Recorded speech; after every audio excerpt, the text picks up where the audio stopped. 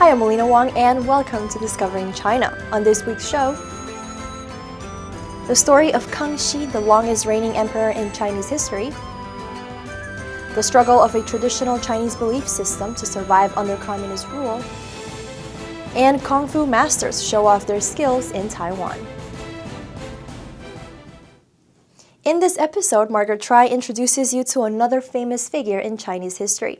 Emperor Kangxi of the Qing Dynasty was the longest ruling emperor and perhaps one of the most cultured emperors. He ruled China for more than 60 years and established many long-lasting political, economic, and cultural legacies. Emperor Kangxi, the second emperor of the Qing Dynasty, is perhaps one of the most cultured emperors in Chinese history. He ruled China for more than 60 years and had a strong passion for learning throughout his life. Emperor Kangxi was known as a diligent ruler who cared about his people. During the last years of his rule, instead of imposing heavy taxes on the peasants, he didn't tax them at all, since there was surplus money in the imperial treasury. Under his benevolent rule, China prospered and the dynasty was stable. NTD 2012 dance competition male adult division silver medalist Chao Yongxin portrayed Emperor Kangxi in his dance routine. 他算历史上在位最长的一个皇帝。 Kangxi was the emperor who ruled for the longest in Chinese history. He ascended to the throne at a very young age. When he became emperor, there were several powerful officials at the Qing court who were not satisfied with him, and because he was so young, it was hard for him to rule properly. After a lot of effort, he broke away from their influence and genuinely ruled as the emperor. 他摆脱鳌拜，然后最后自己真正的当上了皇帝。 Emperor Kangxi took the best of his three ancestral heritages.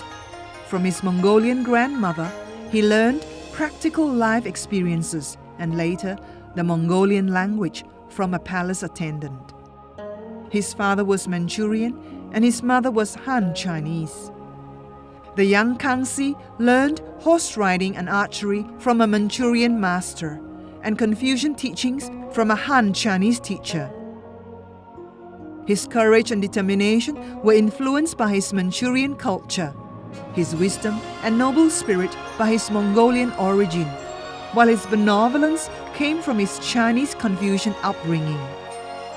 His openness and passion for learning was partly influenced by Western culture.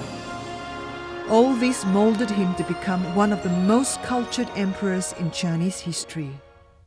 Chao explains why he chose Emperor Kangxi in his character portrayal during the dance competition.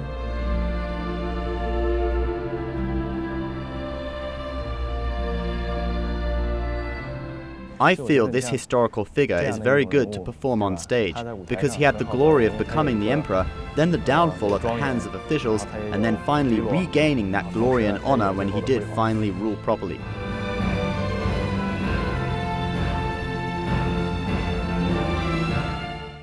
According to ancient texts, Emperor Kangxi was able to read and write at the age of 5. Every day, he would write thousands of words as constant practice.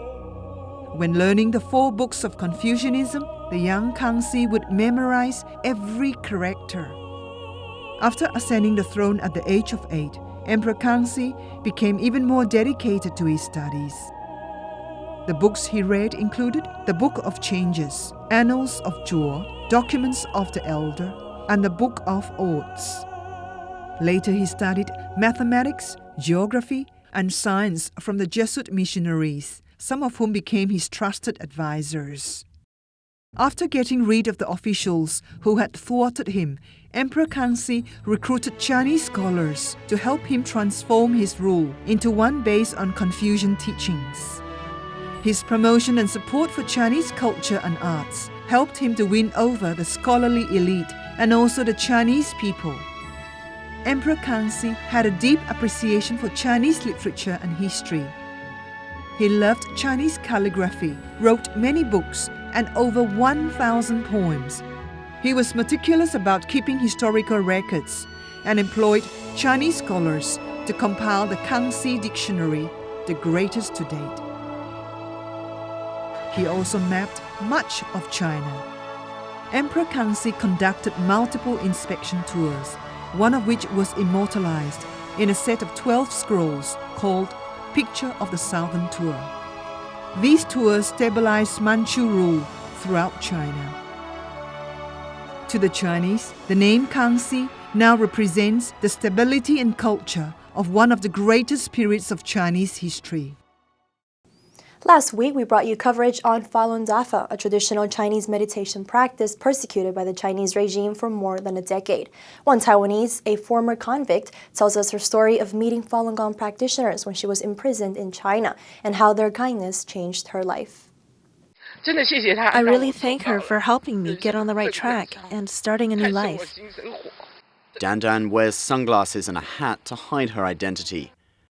4 years ago, she was imprisoned in a women's prison in Jinan, mainland China, for operating a phone scam. While in prison, she was forced into prolonged hard labor, and her family didn't want to have anything to do with her. At this most bitter time in her life, she met Falun Gong practitioner Chu Xiaotong, a fellow inmate who was imprisoned for her beliefs.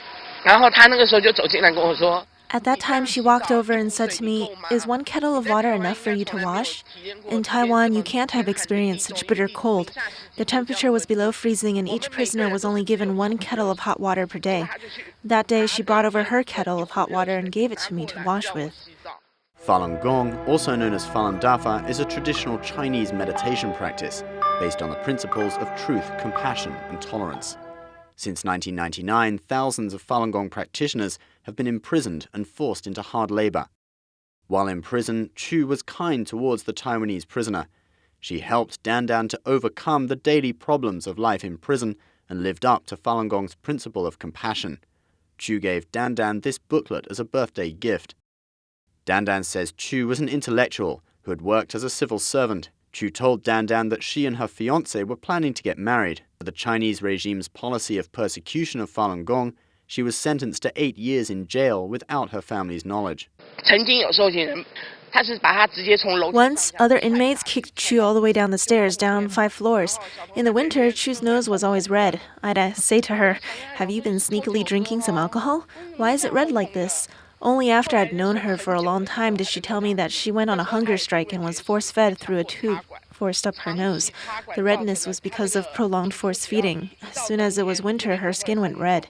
Dan says the prison made violent criminals and drug offenders monitor Falun Gong practitioners. One drug offender, in order to shorten her sentence, killed a Falun Gong practitioner through force feeding, and the body was quickly cremated. Despite the harsh treatment from some prison officers and inmates, there were also prison officers with conscience. There was once a prison officer who held Chu and cried, "I can't bear to see you Falun Gong people like this, being oppressed like this every day, and I can't do anything to help you." Think about it. If even a Communist Party member can say something like this about Falun Gong practitioners' plight, then what are the practitioners themselves feeling? For people like me, we're in prison because we committed crimes. It's correct that we are punished since we did commit crimes. But for the Falun Gong practitioners, they definitely didn't commit any crimes, and what's more, they're such a sincere and beautiful group of people. Dan says the prison tried to stop her from seeing Chu too often and warned her not to have any contact with Falun Gong practitioners. In September 2012, Dan was released and returned to Taiwan.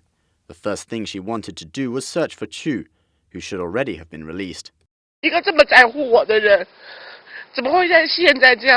Someone who has been so kind to me, how could she end up like this? I have heard absolutely no news about her whereabouts. Once Falun Gong practitioners are released, they are taken by the secret organization, the 610 office, and not seen again. Have you heard about this? This is a situation. I also don't know much, and I fear for her.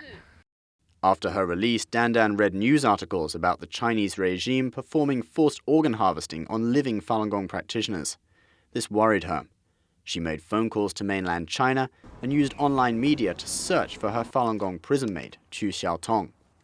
Dan also went to ask for help from Falun Gong practitioners in Taiwan. She says she will stand up for what's right and find the person that she's most thankful to in her life.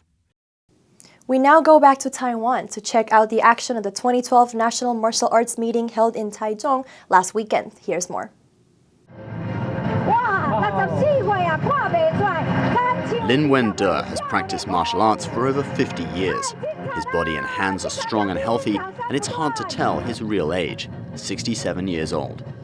Lin says the traditional arts of China, including martial arts, Qigong, herbal medicine, philosophy, and cultivating one's inner nature, can all contribute to a healthy mind and body. In our national martial arts theories, we place importance on the fundamental skills. To put it another way, there are two aspects to these fundamental skills. One is preserving the health of your body and mind. The other is to open up your mind so that in the end, your body and mind become one, and then become one with the Tao. This is the way of traditional arts. 27 groups from North, Central, and South Taiwan, comprising around 150 people, perform and share their experiences at the 2012 National Traditional Martial Arts meeting. They demonstrate various weapons, including the knife, sword, spear, staff, and whip. These martial arts exponents stun onlookers with their demonstrations of the Northern Long Fist, Praying Mantis Kung Fu, Baji Chuan, Wing Chun, and Golden Eagle Kung Fu. Traditional martial arts focus on skills, stance training, developing one's energy, hand techniques, and internal strength. They develop the internal and external, and the hard and the soft at the same time. Thus, they are suitable for the old and the young.